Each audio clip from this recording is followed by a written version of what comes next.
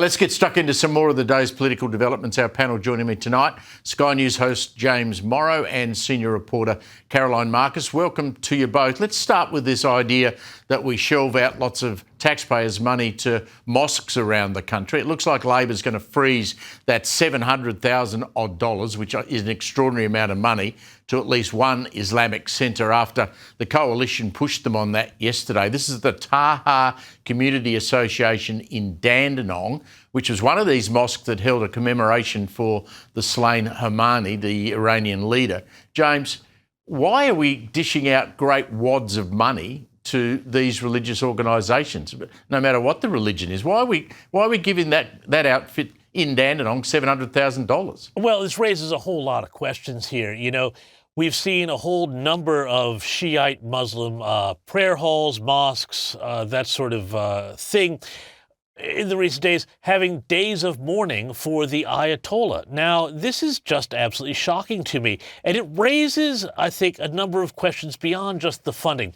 You know, back when Nasrallah died, the head of Hezbollah, at least one of these mosques in Sydney did the exact same thing. They held big prayer services to memorialise the dead terrorists. Now, this was shocking at the time, and now we see this again with the death of the Ayatollah. It raises a bunch of questions. I mean, not just about why are these sorts of organizations being funded, but what they're actually doing and why they're allowed to operate in the first place. I mean, we talk about social cohesion. The Prime Minister talks about, oh, we leave our ancient hatreds in the customs hall. Well, I'm sorry, I think some of them may have slipped through here. I mean, Caroline, at that particular mosque that we're talking about, or this organisation in Dandenong, we saw a vision run on Sky of people weeping inside that organisation and making sad speeches about a butcher of a leader of Iran. I mean, it's extraordinary.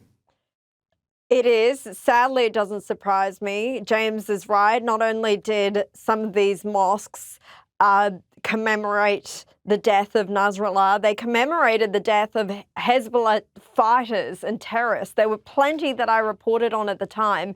And in this case, it boggles the mind how these places aren't being gone after by the police. I know that the Executive Council of Australian Jewry, they're calling for exactly that today, the peak Jewish body, for police to clamp down on these institutions. Because if the honouring of the head of a terrorist regime, and that is what the Revolutionary Guard Corps is in Australia now, if the honouring of that sort of butcher and terrorist leader is allowed and doesn't meet the threshold for supporting and promoting terror in this country, then honestly, what does? But sadly, I don't have any confidence in authorities to act. They haven't over the past couple of years. It was up to the Jewish peak body to go after Wissam Haddad, another notorious Islamic hate preacher that has been linked to the surviving Bondi gunman,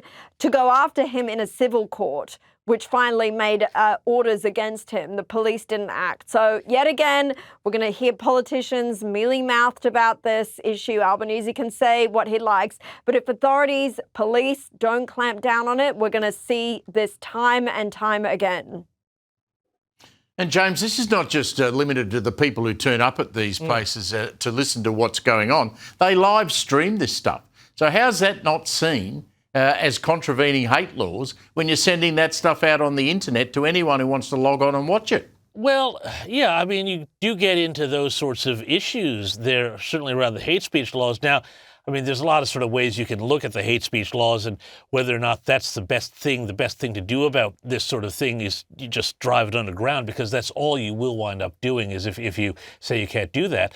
But I think it also really starts to raise questions about, you know, culture and what do we have here in Australia? And, you know, we have a very special, pluralist, tolerant culture that's made up of people from many different faiths and so on.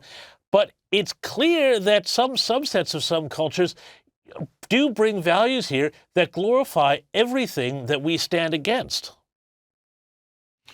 Pauline Hanson on the ISIS brides, which is the other issue that we're still not got to the bottom of. I still can't work out how somebody turned up at an embassy and picked up a bag full of passports and suddenly handed them over to these people. I mean, I thought you had to personally yourself turn up if you wanted to get a passport. But Pauline says she's been contacted by various New South Wales prison guards who are worried that they have been receiving training to keep a watch over these returning brides. Presumably, they're going to be locked up. I mean, Hanson says this cohort, if they get back, could end up at the Windsor Women's Correction Facility. I think that's now been denied, but there must be some germ of truth to this. I mean, are you comfortable that we really know exactly what's gone on in the background with these people? I'm not comfortable at all, Steve, and I don't care whether they end up at this Windsor facility, which the New South Wales government has said that's not true. We've heard now instead they're going to head to another Sydney jail, Silverwater, as if that's much better anyway. They're still going to put other prison guards at risk, other female inmates at risk, because there is no doubt that these women have been completely radicalised, and I'm not confident that you can ever completely recover from that. They went to Syria knowing that they were joining this barbaric death cult of a terror group. And as Peter Credlin likes to say, ISIS brides, that term itself minimises who these people are. These are ISIS women who went over to support this death cult. We shouldn't be having them back in Australia anywhere, let alone within the prison system. I mean, better in the prison system than out in the general community, sure, but they shouldn't be entitled to come here. And I don't understand why it's so hard for the rest of us to go through the bureaucratic processes of getting a passport. It looks like it's much easier if you're an ISIS supporter and sympathiser. Yeah, that absolutely puzzles me. I can't work it out. James, the other question you've got to ask, and we don't know the answer to this, but if you're, a 12, 13, 14-year-old child in one of those camps, and we saw that vision that Sky's been playing of another camp with these kids throwing rocks and going like this across their throat to an American journalist, can we be convinced or what guarantees can we have that these kids have not been radicalised?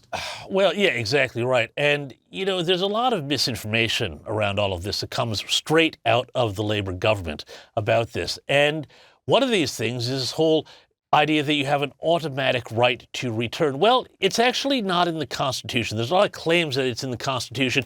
I've looked through it. I have not been able to find this. Now, there's sort of an implied right under international law, but, international law, well, what are you going to do with that? The thing is, though, that where there is law on this, and we've spoken about this on this program many times here, is the Passport Act. And the Passport Act says officials do not have to, and in fact should not issue a passport to someone who is deemed to be a potential threat to life and limb here in Australia for them to return to Australia. And I think the prima facie evidence here is that, that threshold has been met. The very fact that we're even having the discussion about what prisons need to be, prepared potentially for the women, what de-radicalization programs need to be prepared for the children, tell you precisely this. And so it's all amazing to me that the government and the Prime Minister and Tony Burke, the Home Affairs Minister, get up in question time over and over again, Pilate-like washing their hands, saying, we don't want these people here. We have nothing to do with it. We wash our hands of the whole thing. When all of the evidence, of course, is that they have been at arm's length trying to affect that very outcome. And as you quite correctly point out there when you open up this topic here, Steve, is that, this whole idea that there's a sack of 34 or 35 passports somewhere that some other third-party Australian citizen was allowed to transport across borders, which also raises questions in the Passport Act. Obviously there was government assistance, and this whole idea, we don't want them, but we have to bring them back. The law says otherwise. Yeah, and the government just hope it all goes away. That's extraordinary. Caroline, James, thank you very much for helping us out. I'll catch up with you shortly.